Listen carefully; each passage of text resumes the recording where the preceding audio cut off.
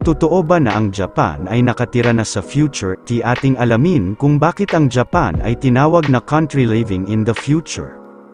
Pero bago natin ituloy ang kwento, huwag kalimutang mag-subscribe sa ating channel. Para updated kayo sa mga susunod nating kwento. Ang Japan ay nangunguna sa teknolohiya at inobasyon, na naglalaman ng isang futuristic na pamumuhay.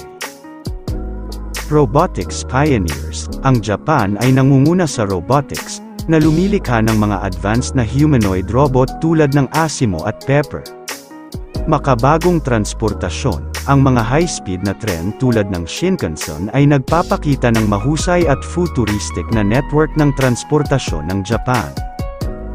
Smart infrastructure. Gumagamit ang Japan ng mga teknolohiya ng matalinong lungsod para sa mga gusaling matipid sa enerhiya, pamamahala ng basura, at kontrol